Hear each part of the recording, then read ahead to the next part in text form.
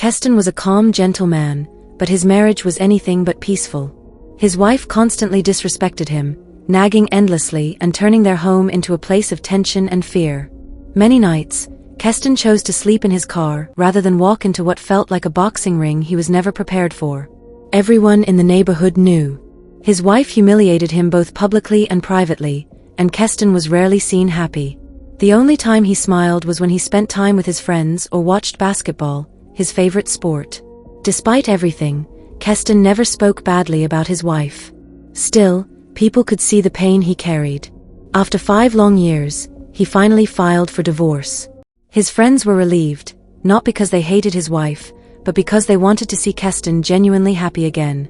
A few years later, Keston married Delia, a woman he met at the park. At first, the marriage felt promising. But before long, the same pattern returned. Delia constantly nagged him, threw him out of the house, and openly talked about his incompetence to anyone who would listen. Overwhelmed and exhausted, Keston found comfort in his friends and their golf outings. Eventually, he divorced Delia too. Confused and discouraged, Keston began to believe he simply wasn't meant for marriage. Then he met Alicia, someone who felt like a blessing. They grew close and decided to marry. But this time, the trouble started almost immediately. Alicia's anger was explosive. She destroyed household items when upset and sometimes became physical. Keston was terrified. He escaped the house whenever he could, once again leaning on his friends for support. Eventually, he divorced Alicia as well, convinced he was destined to remain single. Later in life, Keston met Camilla. She seemed different, gentle, loving, and understanding. Believing this was finally his chance at happiness, he married her. But within a month, the same behavior appeared: constant nagging, insults, destruction, and physical aggression. This time, however, something changed. Keston reflected deeply on his past and realized he had always been afraid to speak up.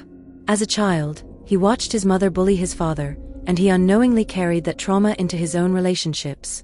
For the first time in his life, Keston decided to confront the issue, not by running away, but by standing up for himself. He spoke calmly but firmly.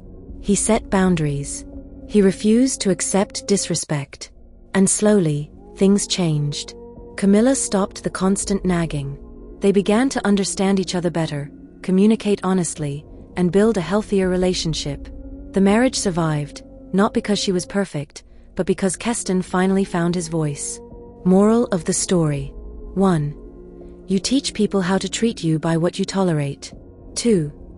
If you're constantly the victim, then you are probably the problem. Check inwards.